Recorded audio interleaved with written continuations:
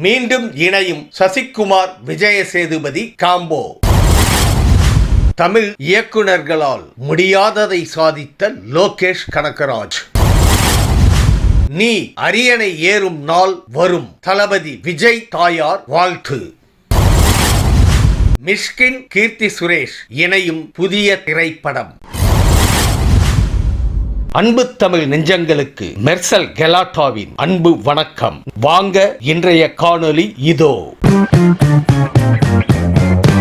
விஜய் சேதுபதி அடுத்ததாக கருடன் இயக்குனர் துரை செந்தில்குமார் இயக்கத்தில் நடிக்க உள்ளதாக தகவல் வெளியாகியுள்ளது. இத்திரைப்படத்தில் சசிகுமாரும் நடிக்க உள்ளதாக கூறப்படுகிறது.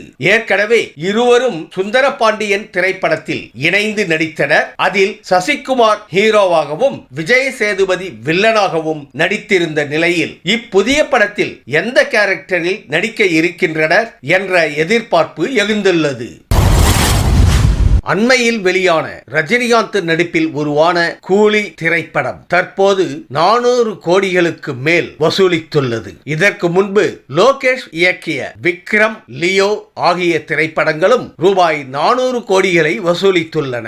இதனால் 400 கோடிகளை வசூலித்த ஹாட்ரிக் திரைப்பட இயக்குனர் என்ற பெருமையை லோகேஷ் கனகராஜ் அடைந்துள்ளார். தமிழ் சினிமாவில் எந்த இயக்குனரும் இச்சாதனையை புரிந்ததில்லை. தெலுங்கில் ராஜமௌலி, ஹிந்தியில் ராஜ்குமார் ஹிரானி ஆகியோர் மட்டுமே இச்சாதனையை செய்துள்ளனர்.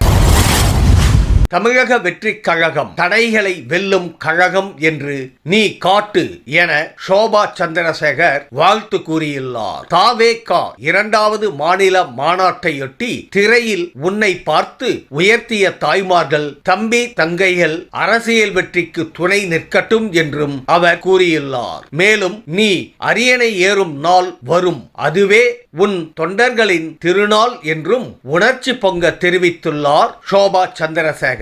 வாகை சூடுவாரா விஜய்?